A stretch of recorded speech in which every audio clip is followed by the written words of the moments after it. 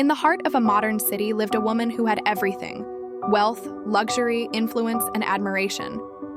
Her name was Mrs. Eleanor Hart, a name that echoed through charity balls and fashion columns. She had never known struggle, never waited in line, and never tasted anything less than imported delicacies.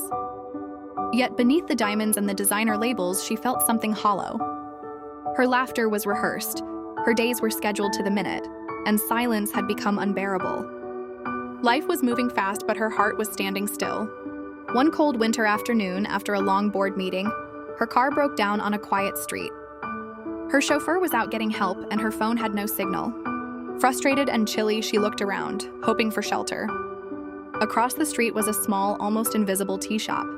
Its sign was faded. "Auntie Mira's Chai and Smiles." Eleanor hesitated. It looked outdated. No glass, no branding, just warmth seeping out of the doorway like steam from a kettle. But with no other option, she crossed the street and stepped inside.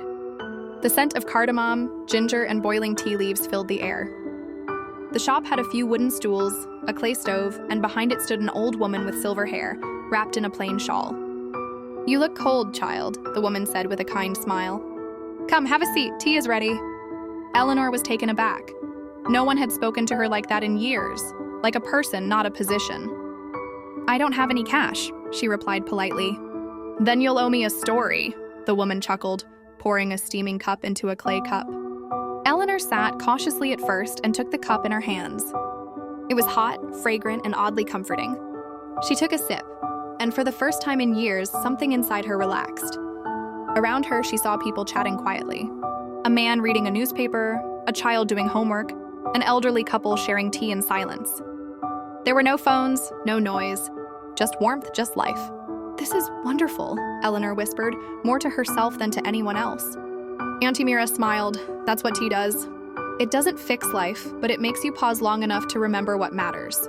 Eleanor stayed longer than she planned. She told Mira a little about her life, carefully at first, then more openly. And Mira listened, nodding with the ease of someone who had lived long enough to understand that the richest hearts aren't always the loudest. When she finally left, Eleanor felt different, lighter. She handed over a business card and said, "I'd like to visit again." "No need for cards here," Mira replied. "Just come when your soul is tired." Eleanor did return, again and again. And slowly she discovered that happiness wasn't hidden in her bank balance, but in the quiet kindness of strangers, in the peace between sips, and in the moments when we allow ourselves to simply be. Sometimes the richest experience comes from the simplest cup. In a world that moves fast, peace belongs to those who pause.